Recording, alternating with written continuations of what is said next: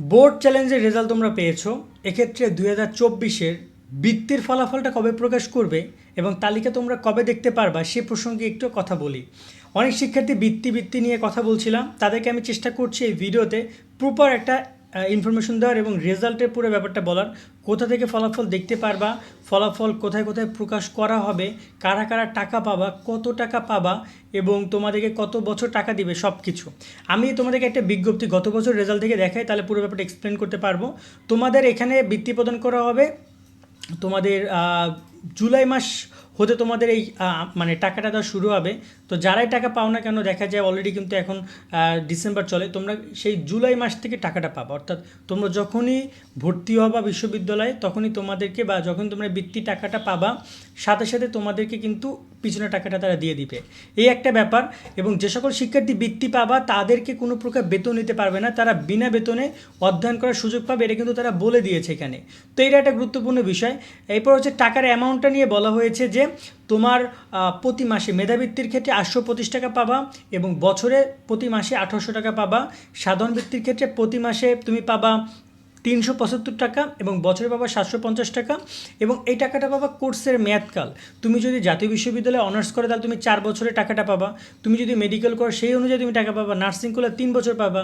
Private বিশ্ববিদ্যালয়ে পড়লে যে কয় বছর যেখানে যা পড়বা, নেক্সট যে অ্যাডমিশন ইয়ারটা হবে সেই ইয়ার অনুযায়ী তোমাকে তারা টাকা প্রোভাইড করবে এখানে, এই একটা ব্যাপার।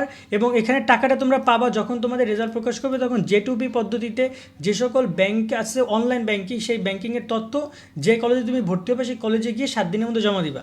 সাপোজ তুমি ঢাকা ইউনিভার্সিটিতে চান্স পেয়েছো, তাহলে তুমি ঢাকা ইউনিভার্সিটির তোমার ডিপার্টমেন্টে গিয়ে তোমার ব্যাংকিংয়ের তথ্য জমা দিয়ে দিলেই হবে ভর্তির 7 দিনের মধ্যে।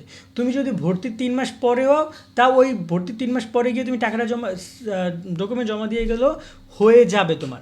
এরপরও আসছে একটা গুরুত্বপূর্ণ ব্যাপার যে এখানে মেধাবৃত্তি এবং সাধারণ বৃত্তি বলছে বৃত্তিপ্রাপ্ত ছাত্রছাত্রী কারিগরি শিক্ষা প্রতিষ্ঠান বা অন্য কোনো শিক্ষা প্রতিষ্ঠান মধ্যে বৃত্তি গ্রহণ করলে সেই বৃত্তি বাতিল হবে, অর্থাৎ আগে কোনো বৃত্তি পেলে সেটা বাতিল হবে।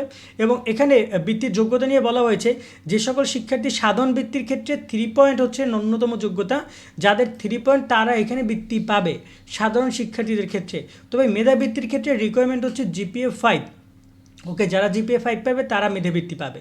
তো এই হচ্ছে বৃত্তির পুরো একটা নর্মাল ইনফরমেশন। এবারে আসি যে বৃত্তিটা মূলত কোথায় কোথায় দেওয়া হবে। প্রত্যেকটা ওয়েবসাইট, যেমন ঢাকা বোর্ডের ওয়েবসাইট, এই যে দেখতে পাচ্ছ 2000, যদি আমি দেখি যে 2023 সালের scholarship result ACC 2023 available hair, এই যে দেখতে পাচ্ছ। তো ঠিক এইরকমভাবে তোমরা তোমাদের বৃত্তির ফলাফলটা প্রত্যেকটা বোর্ডের ওয়েবসাইটে স্কলারশিপ নামে একটা অপশন পাবা বা ACC কর্নার নামে একটা অপশন পাবা, ওইখানে তোমরা বৃত্তির ফলাফলটা দেখতে পারবা। আশা করি পুরো ক্লিয়ার।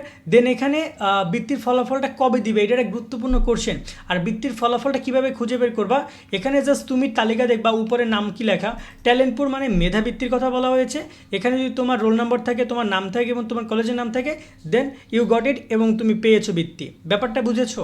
জাস্ট এইভাবে তোমাকে নিজেদেরকে খুঁজে বের করতে হবে। এবং এখানে কিন্তু কোনো প্রকার আবেদন গ্রহণ করা হয় না, সরাসরি তোমরা তোমাদের রেজাল্টের উপর ভিত্তি করে বৃত্তিটা দিবে।